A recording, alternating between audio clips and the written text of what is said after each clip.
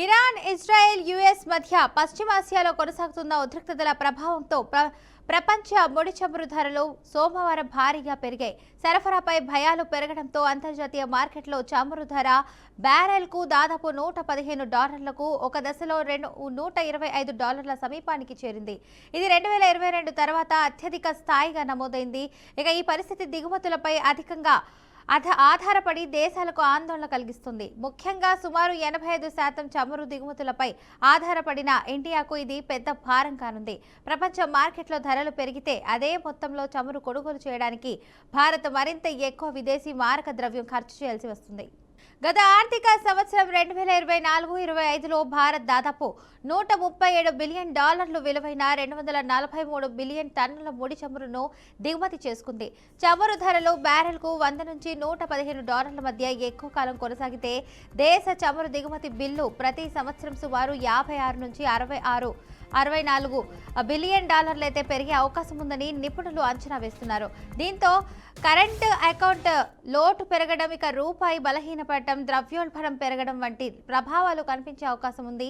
అయితే ఇప్పటి వరకు పెద్ద సంక్షోభం లేదని ఐసీఆర్ఏ ప్రధాన ఆర్థికవేత్త అతిథి నాయర్ తెలిపారు. ఇక మధ్యప్రాచ్యంలో ఘర్షణలు కొనసాగితే పరిస్థితి మరింత క్లిష్టంగా మారే అవకాశం ఉందని నిపుణులు హెచ్చరిస్తున్నారు.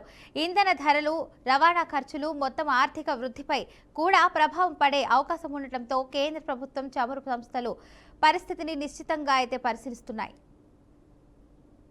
ఢిల్లీ మద్యం విధానానికి సంబంధించిన కేసులో మళ్లీ ఉత్కంఠ నెలకొంది. సిబిఐ దాఖలు చేసిన అప్పీల్పై విచారణ చేపట్టిన ఢిల్లీ హైకోర్టు కీలక ఆదేశాలు జారీ చేసింది. ఈ కేసులో కేజ్రీవాల్, కవితలతో పాటు ఇతర నిందితులకు హైకోర్టు నోటీసులు జారీ చేసింది.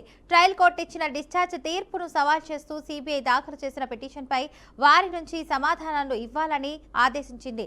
ట్రయల్ కోర్టు తీర్పులో 164 మంది సాక్షుల వాంగ్మూలాలను పరిగణలోకి తీసుకోలేదని, ఆ తీర్పు చట్టవిరుద్ధమని సిబిఐ వాదించింది. ఈ నేపథ్యంలో హైకోర్టు కేసును పరిశీలించి తదుపరి విచారణను కొనసాగించనుంది. ఇక అదేవిధంగా ఇదే వ్యవహారానికి సంబంధించిన ఈడీ కేసు విచారణను తాత్కాలికంగా వాయిదా వేయాలని ట్రయల్ కోర్టుకు హైకోర్టు సూచించింది. ఇక కేసు తదుపరి విచారణను మార్చి 16కు వాయిదా వేస్తూ హైకోర్టు ఆదేశాలు జారీ చేసింది.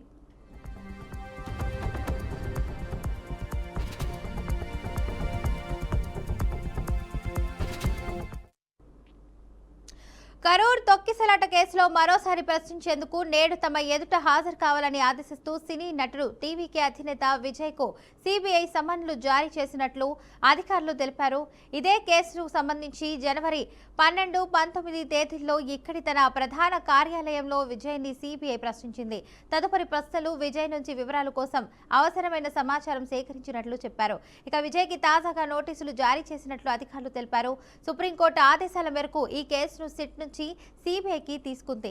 ఇక 2025 సెప్టెంబర్ 27న తమిళనాడులోని కరూర్లో జరిగిన తొక్కిసలాట ఘటనకు సంబంధించిన సాక్ష్యాలను సిబిఐని సేకరిస్తుంది.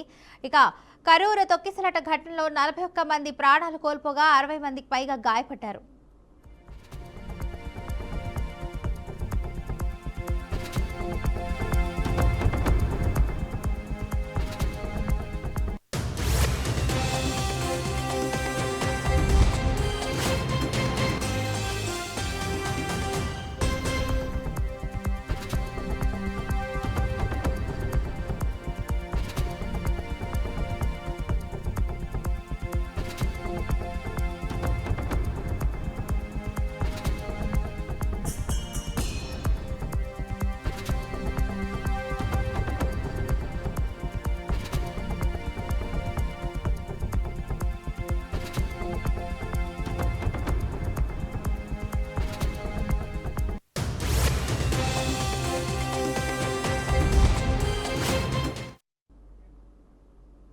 చిత్తూరు జిల్లా ప్రధాన ఆసుపత్రిలో ఏర్పాటు చేసిన ట్రోమా కేర్ యూనిట్ ను మంత్రి మంటిపల్లి రాంప్రసాద్ రెడ్డి ప్రారంభించారు.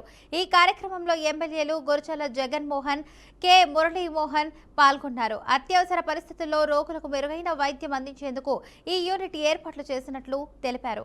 ఇక జిల్లాలోని ఆసుపత్రుల్లో మెరుగైన వైద్య సేవలు అందించేందుకు ప్రభుత్వం చర్యలు తీసుకుంటుందని మంత్రి చెప్పారు. ఇక ముఖ్యమంత్రి చంద్రబాబు నాయుడు అపోలో యాజమాన్యంపై నమ్మకంతో ఆసుపత్రి నిర్వహణ బాధ్యతలు వారికి అప్పగించినట్లు తెలిపారు. అధునాతనమైన ఎక్విప్మెంట్ తో సూపర్ స్పెషాలిస్ట్ ఈ రోజు ప్రజలకు అందుబాటులో రావడం జరిగింది. మొట్టమొదటిగా అపోలో యాజమాన్యానికి ధన్యవాదాలు.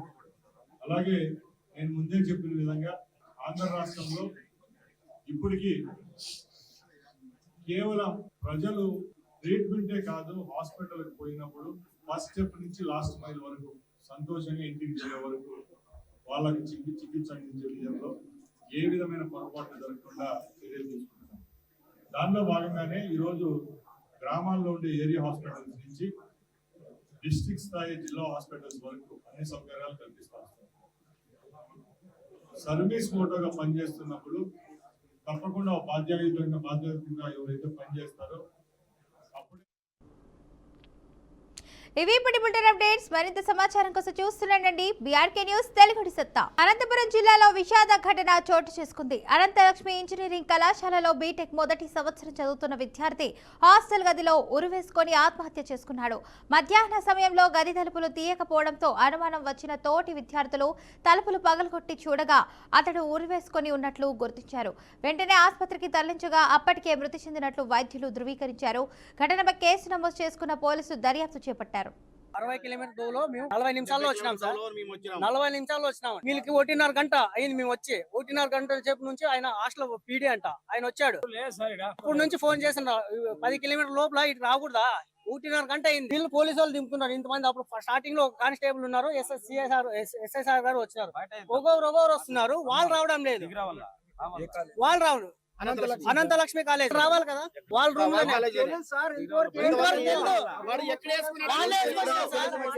బయట వేసుకున్నారా లోపల వేసుకున్నారా ఎక్కడ ఊరేసుకున్నారు